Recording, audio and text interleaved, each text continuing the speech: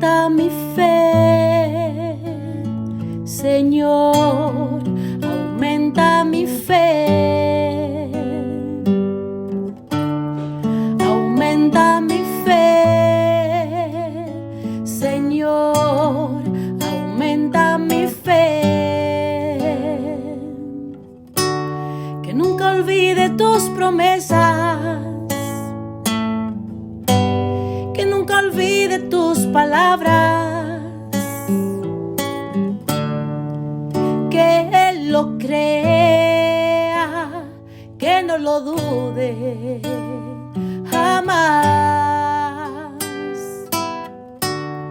Tu palabra me dice, todo el que pide se le dará, y el que toque a la puerta se le abrirá.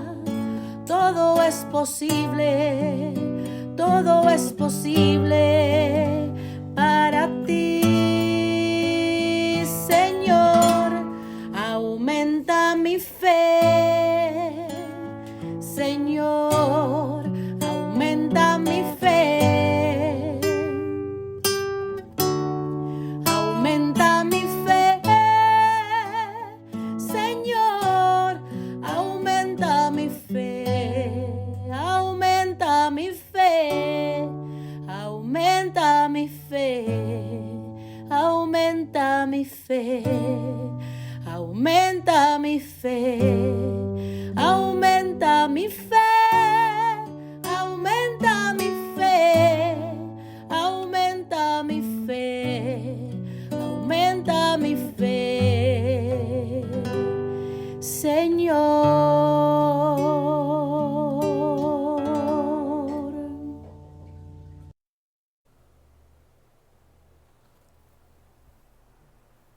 Saludos en este glorioso día y bendiciones a los radio creyentes que escuchan Jesús y María Radio, que están sedientos de la palabra de Dios. Les envía un saludo a su hermano Américo Tejada, de la parroquia San Simón Stack San José, que está localizada en el Bronx y pertenece a la Arquidiócesis de Nueva York. Estamos aquí todos los lunes y los domingos de 5 a 6 p.m. hora de Nueva York. En este segmento de estudios bíblicos titulado Crece en tu fe, estamos estudiando con ustedes desde un punto de vista bíblico un libro que se titula La Cena del Cordero, o sea, la Santa Misa, al que el autor le llama El cielo y la tierra. El autor y su esposa cuentan el largo viaje que los llevó de evangélicos calvinistas hasta la casa paterna de la Iglesia Católica. Nos cuentan que fue un camino erizado de dificultades, pero recorrido con gran coherencia y docilidad a la gracia de Dios, y cuyo motor era el amor a Jesucristo y a su palabra en las Sagradas Escrituras.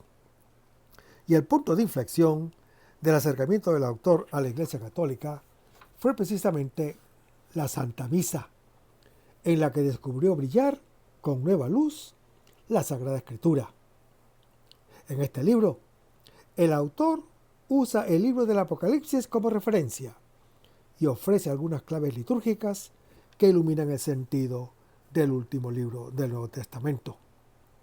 El autor no pretende disolver los símbolos racionalizándolos, sino mostrar su verdadero sentido para que llegue al corazón y a la vida de los creyentes.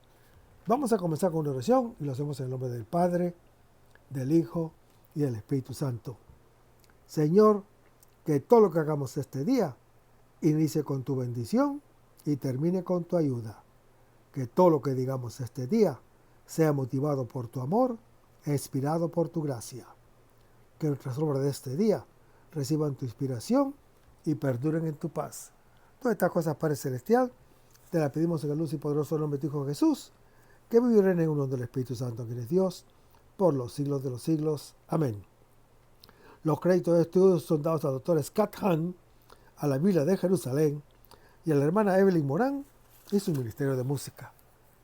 A los hermanos y hermanas que viven en el Bronx, para invitarlos a nuestro ciclo de oración de la parroquia San Simón Stack San José, que está localizada en el 2191 Valentine Avenue, esquina calle 182, comenzando con la misa a las 7:30 p.m.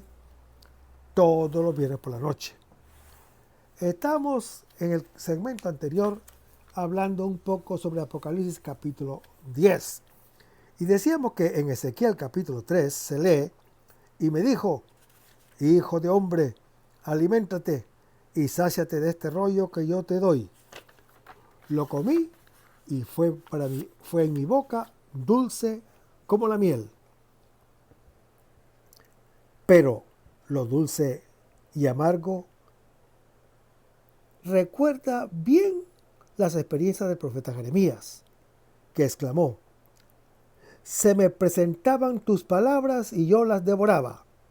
Era tu palabra para mí un gozo y la alegría de mi corazón.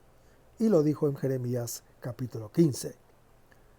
Y en Jeremías capítulo 20 se lee, pero tu palabra ha sido para mí aprobio y befa cotidiana.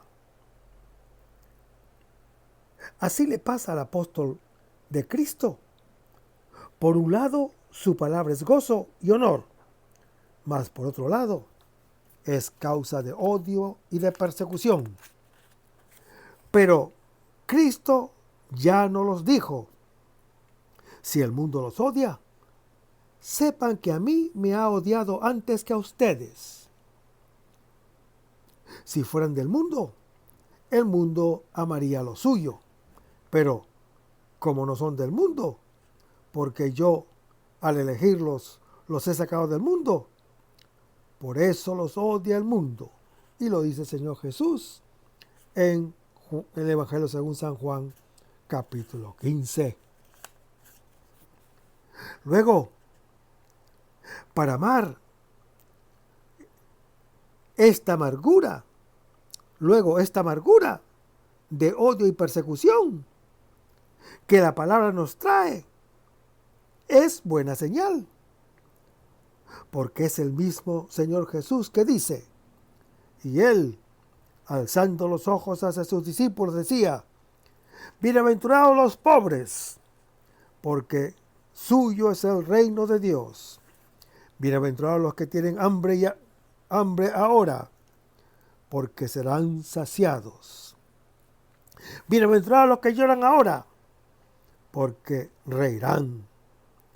Bienaventurados serán luego los hombres, cuando los hombres los odien, cuando los expulsen, los injurien y proscriban su nombre como malo, por causa del Hijo del Hombre. Alégrense ese día y salten de gozo, que su recompensa será grande en el cielo, pues de ese modo trataban sus padres a los profetas. Pero ay de ustedes, los ricos, porque han recibido su consuelo. Ay de ustedes, los que ahora están llenos, porque tendrán hambre. Ay de los que ríen ahora, porque tendrán tristeza y llanto. Ay cuando todos los hombres hablen bien de ustedes, pues de ese modo trataban sus padres a los falsos profetas. Y lo dice en Lucas capítulo 6. Más adelante, en el capítulo 11, la corte cita a Moisés y al profeta Elías. Aunque el apóstol Juan no lo menciona por su nombre, evoca su identidad hablando de los poderes de estos hombres que estos hombres desplegaban en el Antiguo Testamento. En el caso del profeta Elías, el poder de cerrar el cielo y hacer bajar fuego del cielo. En el caso de Moisés, la capacidad de convertir el agua en sangre y mandar plagas. Estos dos testigos, según Apocalipsis capítulo 11, representan toda la ley de Moisés y los profetas. Por eso que aquí están mencionados tanto Moisés como el profeta Elías. Con su presencia, atestiguan que el pueblo de Israel conocía perfectamente las obligaciones de su alianza con Dios y las consecuencias de su infidelidad. Otros testigos dan testimonio ofreciendo sus vidas enteras. En griego, la palabra que se usa para decir testigos es mártires, de donde tenemos la palabra mártir. Por eso, hermano que me escuchas, en el capítulo 6 del Apocalipsis, encontramos las almas de los que han sido muertos por la palabra de Dios y por el testimonio que han mantenido. Estos testigos piden al juez una pronta ejecución de la sentencia cuando dicen: soberano Señor y santo y veraz, ¿para cuándo dejas el hacer justicia y vengar nuestra sangre contra los habitantes de la tierra? Y lo dice en Apocalipsis capítulo 6. Puesto que claman desde el altar, sabemos que su testimonio es verdadero y que será escuchado. Pero, ¿contra quién están dando testimonio? ¿Contra quién? Para contestar esta pregunta, hermano que me escuchas, tenemos que tener en cuenta qué ciudad fue el origen y el centro de la persecución en la primera generación de la iglesia. Y esa ciudad fue Jerusalén. Jerusalén, la ciudad, al parecer, está encausada. Dios aparece como juez, asistido por ángeles que se sientan en 20 tronos. Vayamos a Apocalipsis capítulo 20. Hermanos, ha sucumbido la ramera, que es Roma, y la bestia con su falso profeta, que son los poderes perseguidores. Pero queda aún el dragón, que es Satanás, del que se habló en el capítulo 12 del Apocalipsis, y cuya derrota comporta el desenlace final del combate allí iniciado. La batalla entre Satanás y Dios viene presentado en dos momentos críticos. En el primero, el diablo es dominado y privado temporalmente de su poder. En el segundo, se narra su último ataque contra la iglesia y su destino final. Esos dos periodos se sitúa un tiempo de 1000 años, que significa simbólicamente la historia de la encarnación del Hijo de Dios, hasta su venida al fin de los siglos, tiempo en que la actividad del demonio está recortada y, en cierto modo, encadenada.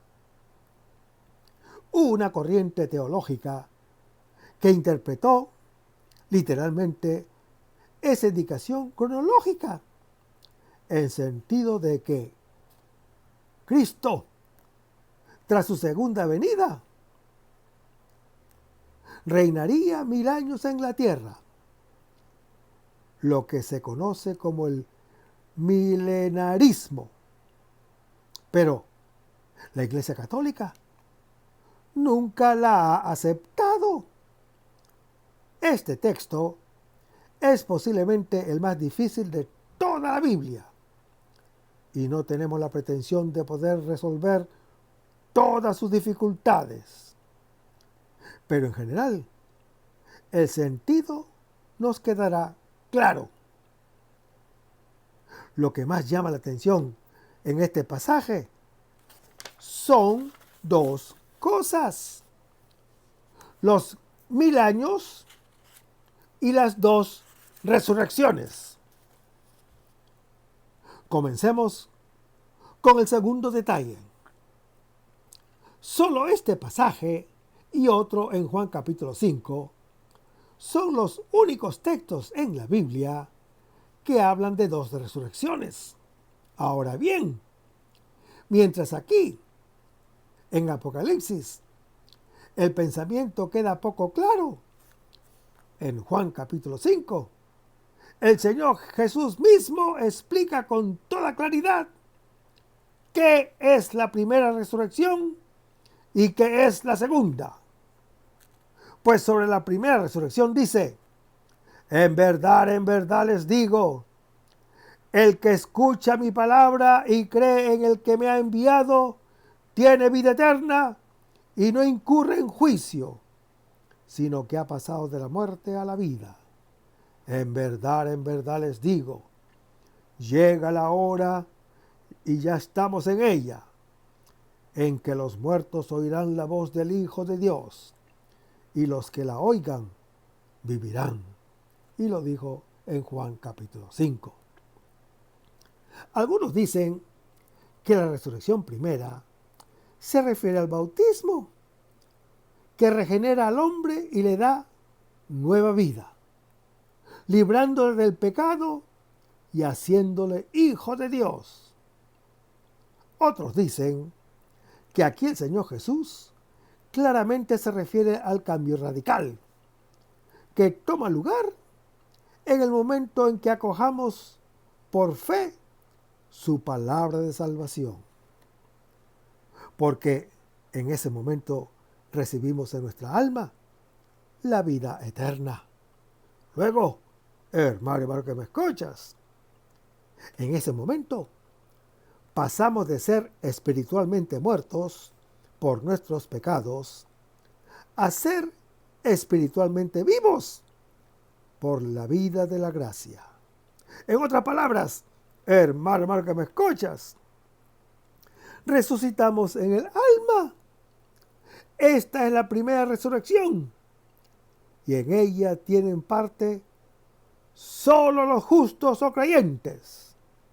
Por eso dice el apóstol San Pablo: cuando estábamos muertos por nuestros pecados, Dios nos vivificó junto con Cristo y con Él ya nos resucitó. En Efesios capítulo 2 está, desde luego, es la verdadera resurrección que importa. La otra, la de la carne, era meramente una consecuencia secundaria.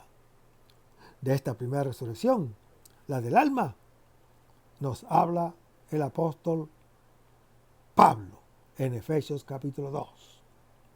Hermanos, durante el plazo en que el dragón estará encadenado, la iglesia conocerá una renovación. Ese periodo ha comenzado desde el tiempo de los mártires.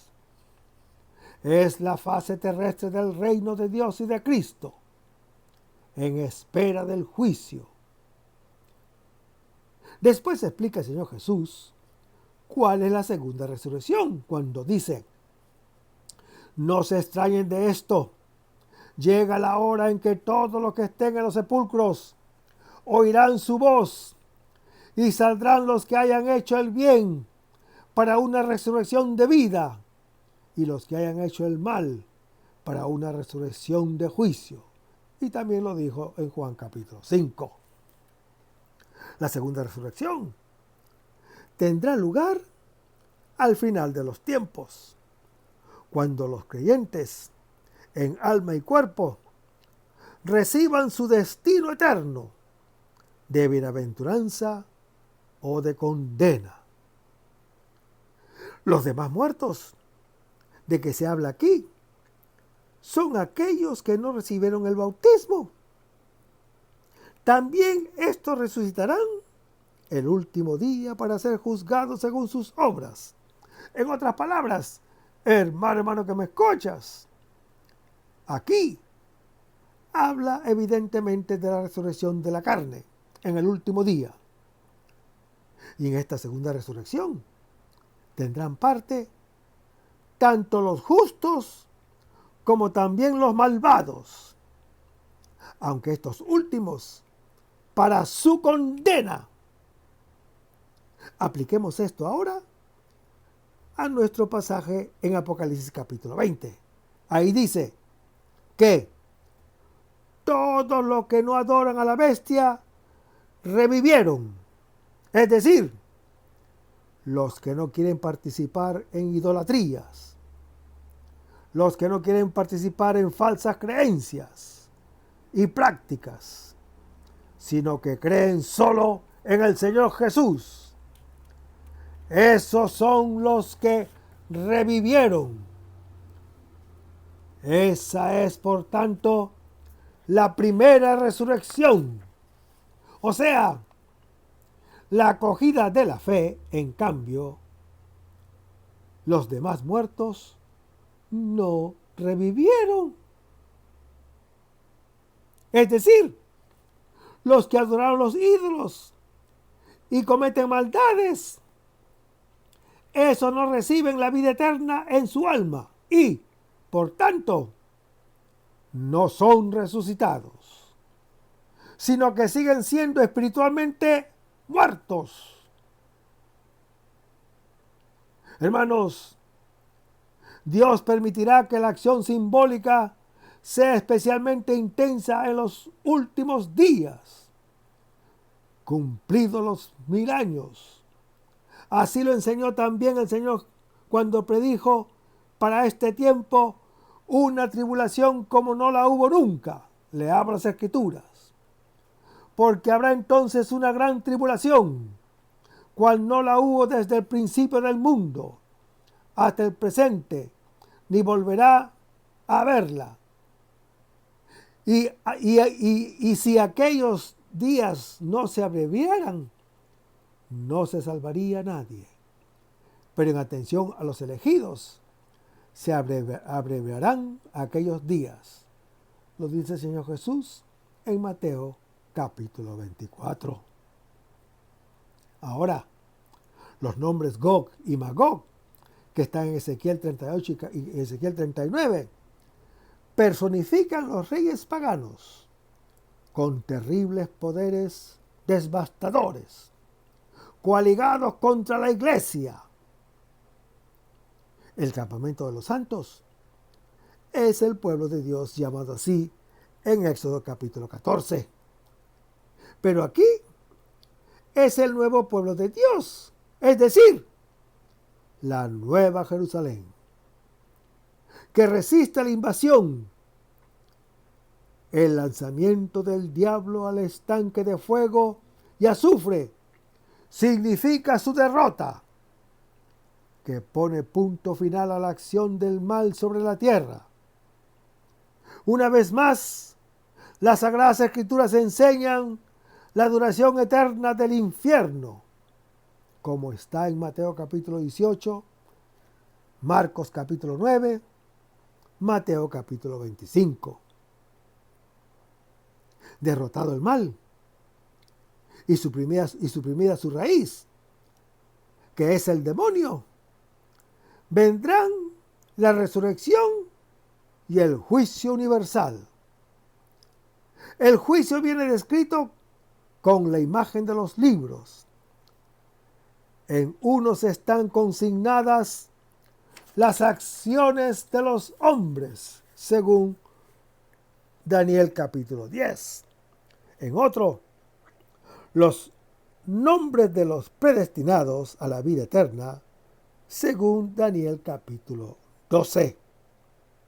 La segunda resurrección, la de la carne, será para todos, así como hay dos resurrecciones, una del alma y otra del cuerpo. Así también dos muertes, la primera del cuerpo y esta les toca a todos sin excepción.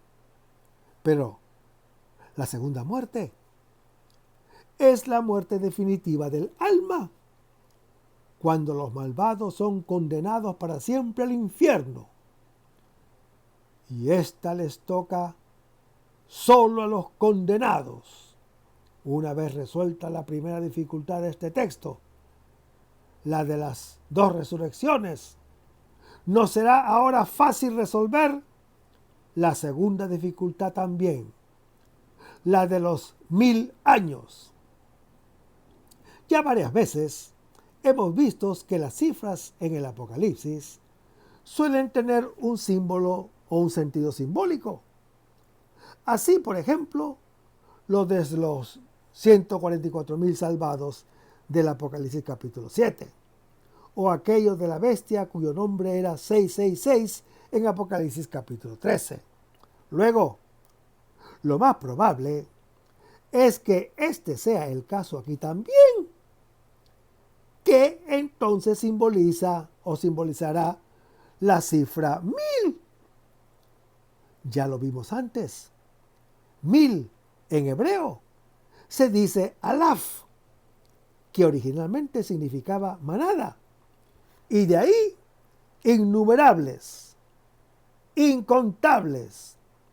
Luego, estos 1000 años no han de tomarse en sentido literal, como lo hacen ciertas sectas protestantes, sino en el sentido simbólico de un largo periodo de años incontables, sin que se especifique su duración exacta. Pero, ¿cuál es ese periodo largo y no especificado? ¿Cuál? Es el periodo entre las dos resurrecciones. Luego, es el periodo que comenzó cuando el Señor Jesús empezó a resucitar a las almas.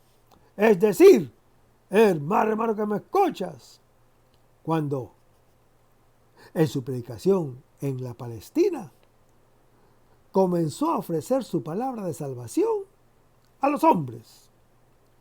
Y algunos de ellos la acogían. Y el periodo terminará en la segunda resurrección. La de la carne en el último juicio. En otras palabras, hermano que me escuchas, es el periodo largo e indefinido que está actualmente transcurriendo desde el tiempo del Señor Jesús hasta el juicio final.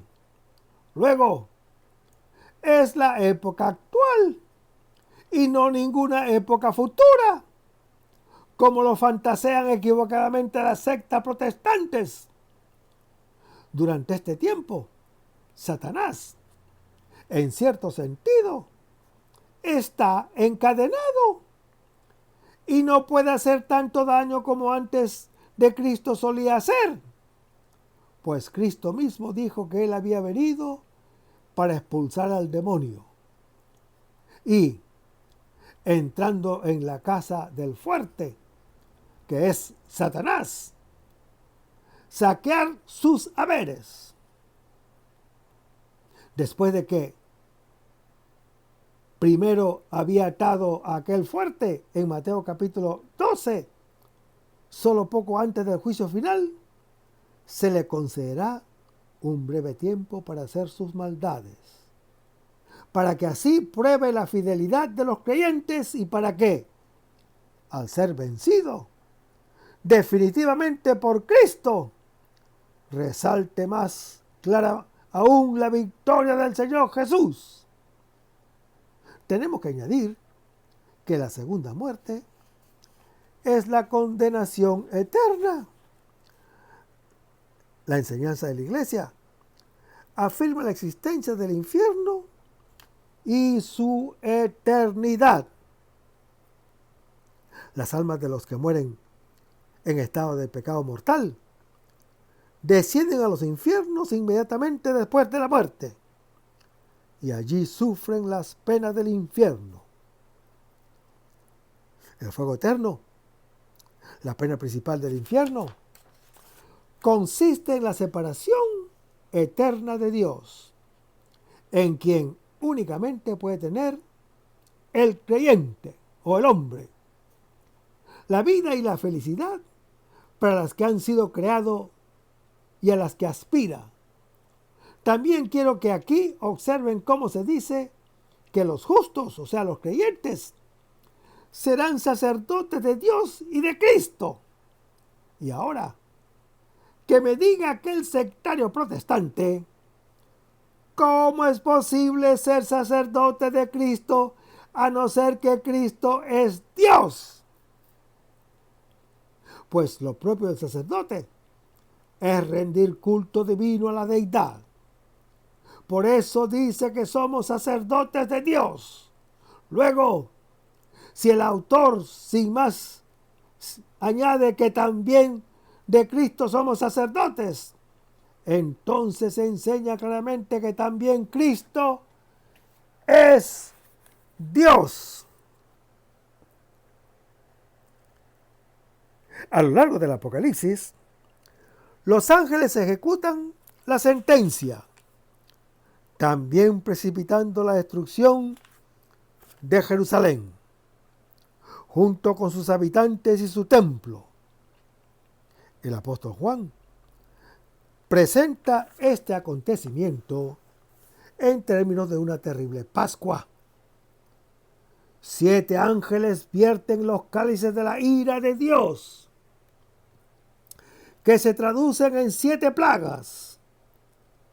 Vaciar los cálices, a veces traducidos por copas, es una acción litúrgica, una libación derramada sobre la tierra, como se derramaba el vino sobre el altar del antiguo Israel.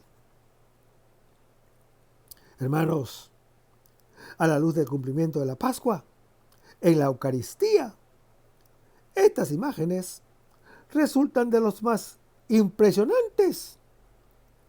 Las plagas se desarrollan a los capítulos 15 al capítulo 17, dentro de un marco litúrgico. Los ángeles aparecen con arpas, revestidos como sacerdotes en el templo del cielo, cantando el cántico de Moisés y el canto del Cordero, como está en capítulo 15. Esta liturgia, hermano que me escuchas, significa la muerte para los enemigos de Dios, pero la salvación para su iglesia. Por eso, el ángel grita: porque derramaron la sangre de los santos y los profetas, y les has dado a beber sangre. ¿Se lo merecen? En Apocalipsis capítulo 16. La Pascua, la Eucaristía y la liturgia del cielo, por tanto, son espadas de doble filo, mientras que los cálices de la alianza dan la vida a los fieles. Implican la muerte segura para los que rechazan la alianza de la alianza en los que rechazan la alianza. En la nueva alianza, como en la antigua, Dios da al hombre la elección entre vida y muerte, bendición o maldición. Vayamos a Deuteronomio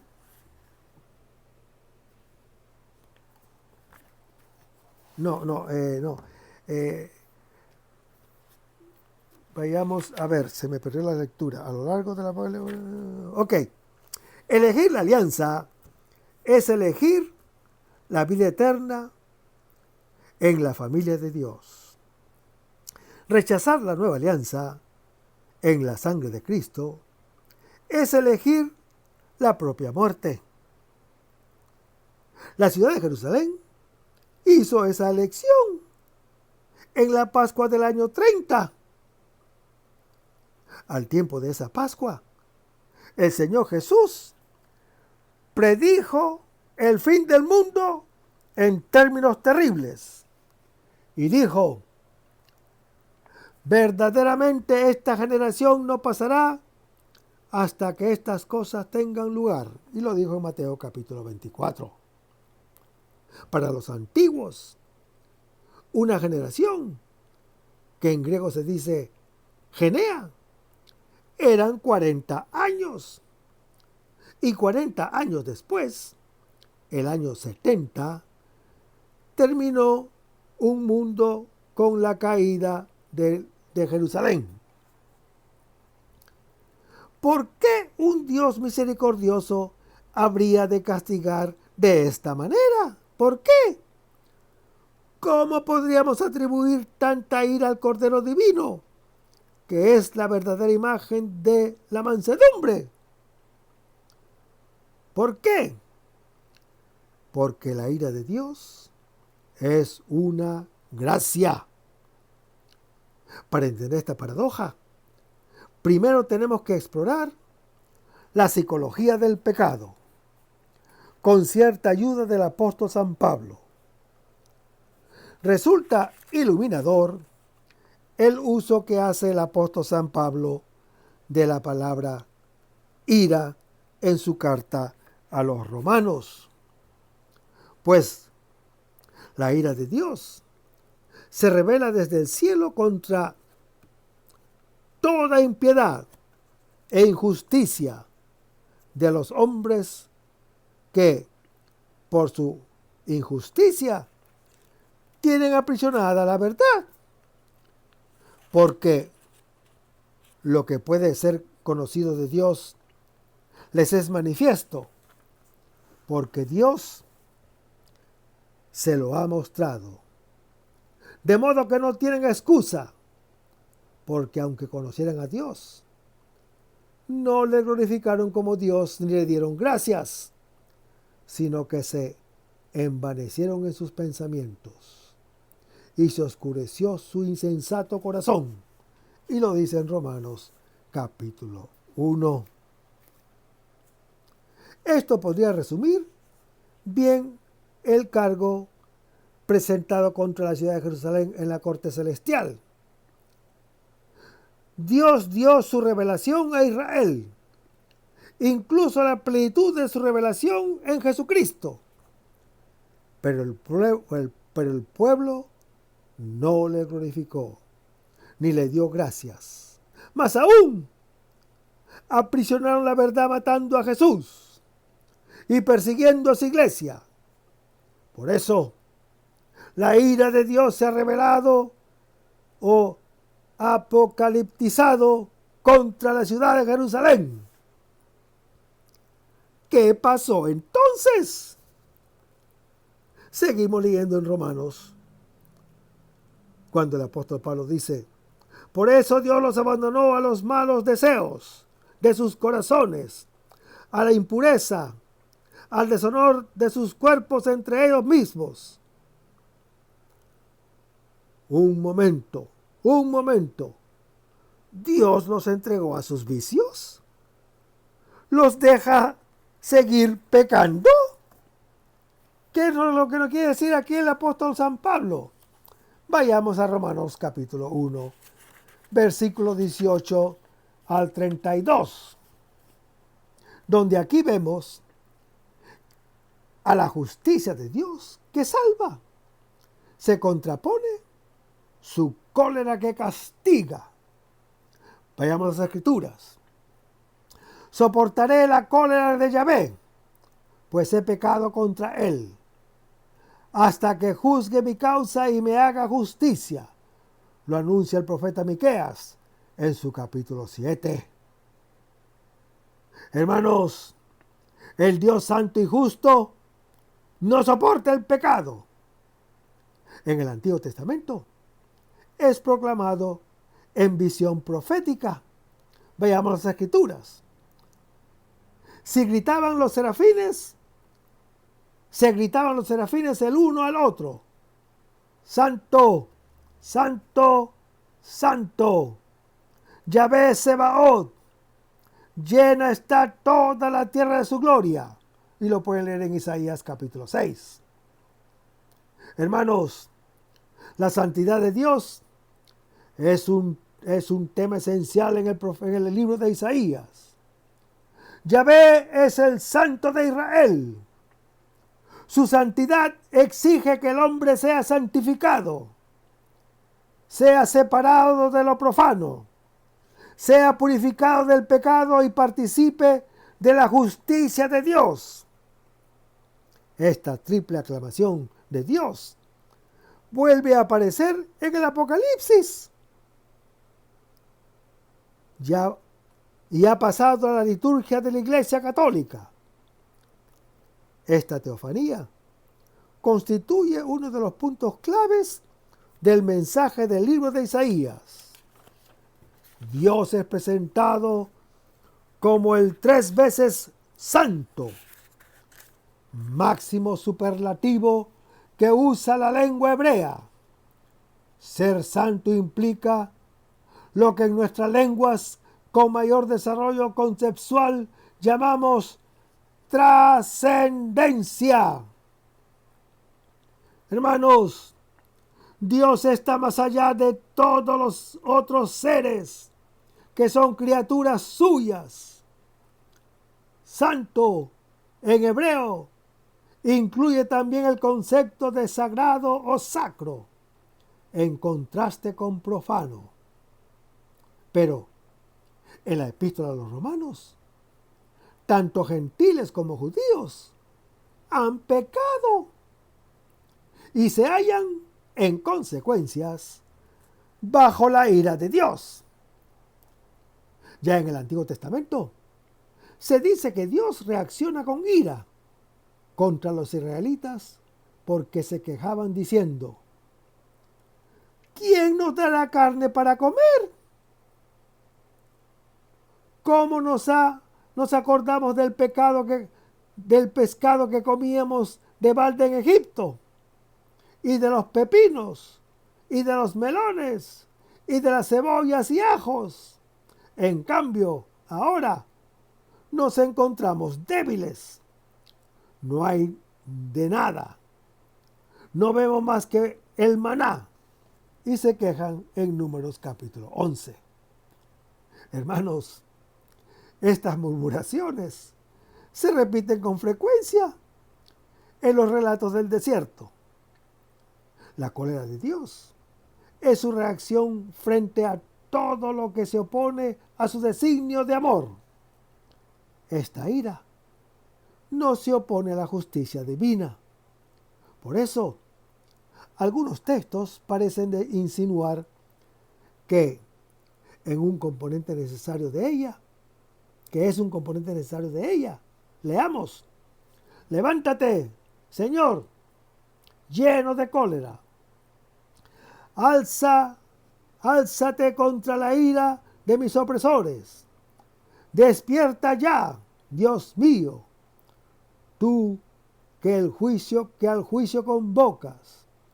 Dios es juez justo, tardo a la cólera, pero un Dios que castiga cada día. Y lo pueden leer en el Salmo número 7. Semejante reacción refleja una incompatibilidad total entre Dios y la injusticia, que solo con la destrucción del mal puede desaparecer. En el Antiguo Testamento se habla en numerosos pasajes de la cólera divina. Se trata de una metáfora para designar la repugnancia absoluta que hay entre Dios y el pecado.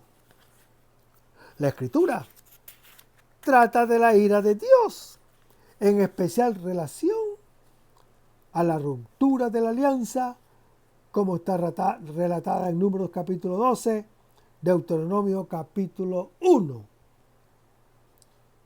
En los profetas, la ira de Dios está vinculada al día de Yahvé, día del juicio, como está relatado en Amós capítulo 5, Sofonías capítulo 1. En el Nuevo Testamento, la cólera divina se ejercerá sobre todo en un juicio escatológico, en el día de nuestro Señor Jesucristo, según lo anuncia el apóstol Pablo en su primera epístola a los Corintios capítulo 1. Es el día o el momento en que Cristo se manifestará en su gloria. Al fin de los tiempos, en su venida y su manifestación. Ese día del Señor es el cumplimiento en la era escatológica, inaugurada por Cristo. Es el día de Yahvé anunciado por los profetas del Antiguo Testamento, realizada en parte con la primera venida de Cristo y la ruina de Jerusalén anunciada en Mateo capítulo 24. Hermanos, la última etapa de la historia de la salvación quedará consumada con su vuelta gloriosa e irá acompañada de una conmoción y una renovación cósmica. Es el día cuando el hombre es el día cuando el hombre establecido en su pecado será castigado por Dios. Esa es la ira inminente que habla Mateo capítulo 3. Sin embargo, hermano que me escuchas, ya desde ahora, esa ira divina se revela y se manifiesta mediante alguna actividad de Dios, quien de hecho castiga a los pecadores. Leamos las Escrituras. Que nadie los engañe con vanas razones, pues por eso viene la ira de Dios sobre los rebeldes. Lo dice el apóstol Pablo en su epístola a los Efesios, capítulo 5. El Dios uno, santo y justo, no sufre ni la impiedad ni la injusticia. Vayamos a las Escrituras. ¿Quién hizo oír esto desde antiguo y lo anunció hace tiempo? ¿No he sido yo, Yahvé? No hay otro Dios fuera de mí. Dios justo y salvador. No hay otro fuera de mí. Lo anuncia el profeta Isaías en su capítulo 45. Impiedad e injusticia designan aquí primeramente la conducta de los hombres en relación a Dios, pero la conducta respecto de Dios redunda de inmediato en las relaciones con el prójimo. Los pecadores tienen la verdad cautiva en la injusticia. Leamos las Escrituras. Todo tipo de maldades que seducirán a los que se han de condenar por no haber aceptado el amor de la verdad que los hubiera salvado. Por eso Dios les envía un poder seductor que los hace creer en la mentira, para que sean condenados todos cuantos no creyeron en la verdad y prefirieron la iniquidad. Lo anuncia 2 Tesalonicenses capítulo 2. Inspirándose tal vez en Sabiduría capítulo 13. El apóstol San Pablo enseña que Dios, principio y fin de todas las cosas, puede ser conocido con certeza por la luz natural de la razón humana, partiendo de las cosas creadas. El hombre, al caer en la idolatría, ha actuado neciamente y ha rechazado a su Creador.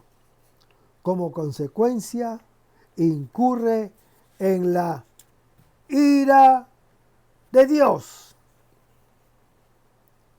Ese gran santo de la Iglesia Católica, Santo Tomás de Aquino, explica que se atribuye a Dios la ira y otras pasiones, por analogía con los efectos de sus acciones. Y, así, puesto que lo propio del airado es castigar, al castigo de Dios se le llama metafóricamente ira.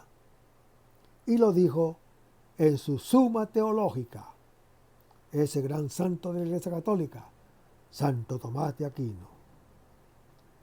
Hermanos, Dios es trascendente y supera todo lo creado. Lo sabemos porque lo dice las Santas Escrituras. Leamos. A Dios nadie le ha visto jamás. El Hijo unigénito que está en el seno del Padre, Él lo ha contado y lo dijo en Juan capítulo 1. Él es la imagen de Dios invisible, lo dice Colosenses capítulo 1. al Rey de los siglos, al Dios inmortal, invisible y único. Lo anuncia 1 Timoteo, capítulo 1. Sin embargo, hermano que me escuchas, hay algo en el que puede ser alcanzado por el entendimiento humano. Dios mismo ha provisto a este conocimiento, otorgado a la inteligencia del hombre, la luz suficiente para conocer ahora este conocimiento natural de Dios. Ha sido posible siempre, desde la creación del mundo. Se trata no de un conocimiento inmediato de Dios, sino a través de las obras, brotada de sus manos creadoras. Lo que de Dios el hombre ha tenido siempre capacidad de conocer, con su poder eterno y su divinidad. Esto es, hermano que me escuchas, su omnipotencia creadora, que abarca todos los siglos, y su ser trascendente, objeto de adoración. El apóstol San Pablo no prueba la existencia de Dios, sino la supone. Esta teología natural se encuentra ya en la literatura del Antiguo Testamento. Y el apóstol San Pablo la utiliza en su predicación a los gentiles. Veamos una. Pues así dice Yahvé, creador de los gentiles, creador de los cielos, Él que es Dios, plasmador de la tierra y su hacedor, Él que la ha fundamentado y no la creó caótica, sino que para ser habitada la plasmó. Yo soy Yahvé, no existe ningún otro, lo dice en Isaías, capítulo 45. El Concilio Vaticano I trató de la capacidad del entendimiento humano para conocer a Dios. Según el concilio, Dios puede ser conocido con certeza por la luz natural de la razón e incluso a ser demostrado aún antes de la revelación positiva de Dios y sin la gracia. Este conocimiento abarca la existencia de Dios personal, su infinita perfección y sus atributos. Sí, pues, Dios ha dado a los hombres la luz necesaria para llegar a conocerlo. Estos son inexcusables de su impiedad y de su injusticia. Y la cólera de Dios se cierne sobre ellos. En efecto, los gentiles de hecho conocieron a Dios. Ese conocimiento lleva consigo la conciencia de una obligación moral de glorificarlo y darle gracias. Dar gloria a Dios es reconocer que todo viene de Él, a lo cual se sigue naturalmente la acción de gracias, que el mismo Jesús lo dijo. Y eso lo vamos a ver en el próximo segmento. Vamos a despedirnos con una oración y lo hacemos manténganse en sintonía. Lo hacemos en el nombre del Padre, del Hijo y del Espíritu Santo.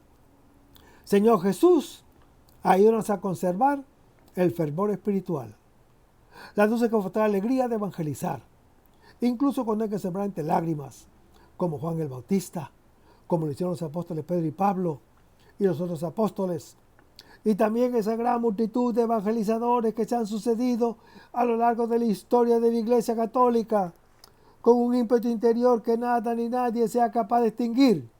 Señor Jesús, que sea esta la mayor alegría de nuestras vidas entregadas al Evangelio. Y ojalá que el mundo actual pueda así recibir la buena nueva de tu Evangelio, porque tenemos la tarea de anunciar el reino de Dios y de implantar tu iglesia en este mundo que todavía no te conocen. Todas estas cosas, Padre Celestial, te las pedimos en el nombre del luz y poderoso nombre de tu Hijo Jesús, que vive en la unión del Espíritu Santo, quien es Dios, por los siglos de los siglos. Amén. Hasta el próximo segmento. Que el Señor nos bendiga.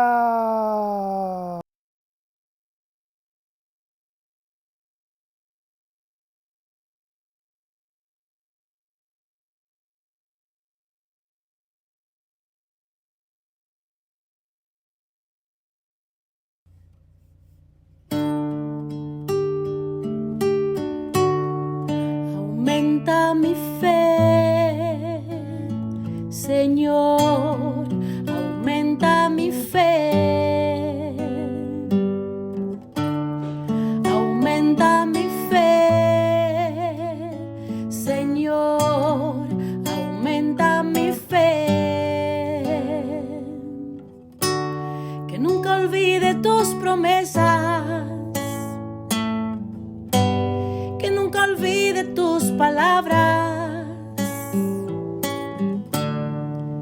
que Él lo crea, que no lo dude jamás. Tu palabra me dice, todo el que pide se le dará. Y el que toque a la puerta se le abrirá. Todo es posible, todo es posible para ti, Señor. Aumenta mi fe, Señor, aumenta mi fe. Aumenta mi fe, Señor, aumenta mi fe. Aumenta mi fe, aumenta mi fe, aumenta mi fe, aumenta mi fe, aumenta mi fe.